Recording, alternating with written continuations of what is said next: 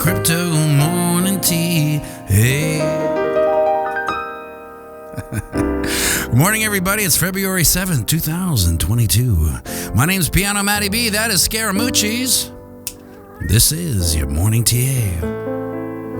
A brief glimpse of the crypto markets, where the sun's shining, where the wind's blowing. All the humble opinion of this piano. Zamboni, bringing the data. The FOMO index has jumped to 45 from Friday's 20. An old-fashioned FOMO doubling. Bitcoin dominance is 41.3%. 24-hour volumes, 75 billion. And the overall market cap is 1.94 trillion. Give or take 100 million. D minor, add 6 and 9. That's that pretty girl in high school that turns out to be like a microbiologist, but you'd never know because she doesn't talk about it that much. Well, we talked about this, and usually when I preface those words, I follow up with a low price target.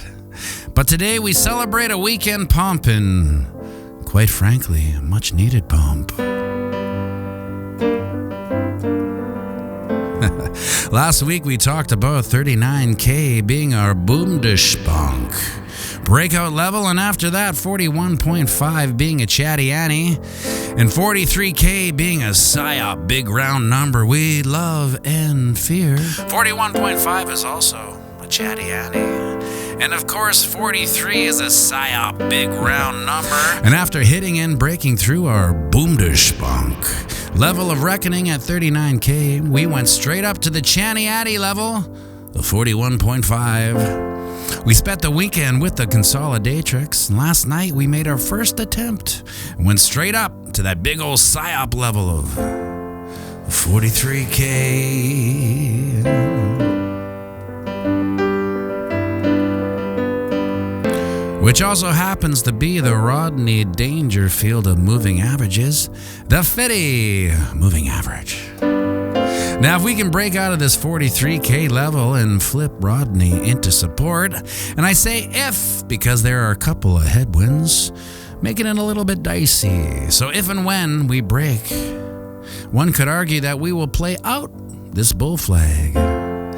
One headwind is that it's not my favorite kind of bull flag. Its flag is more of an ascending channel, which isn't the worst thing, but I prefer my bull flags with a little bit of a pullback rather than a drift up. It gives the breakout point that slingshotty quality. Nonetheless, if we break out, and say it with me now, you take the pull, you slide it on the breakout point, and then we're all at 47K, boom-de-spunk. Now the headwinds. Obviously, first it's Rodney Dangerfield. The 50 moving average, he's resistance right now. We want to flip him into support. It's going to happen. But it's dependent on a chain of happy bullwind events. Like the legacy zombie, markets opening green today. If she opens green, then there's a high probability of making short work of Rodney, the 50 moving average. If she opens into a sea of red bears, then it will take some spank out of our boom-de-spank.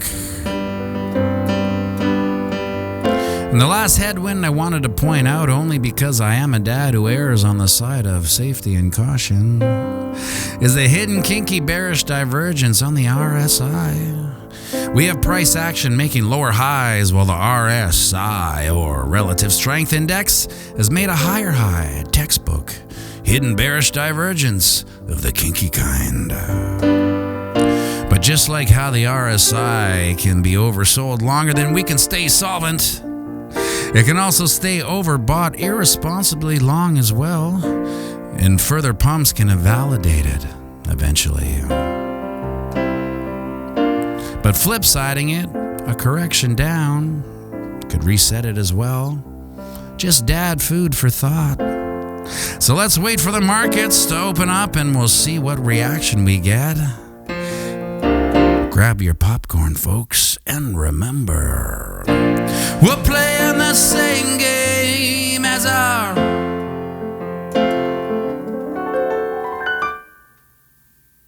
That's right, it's the long game.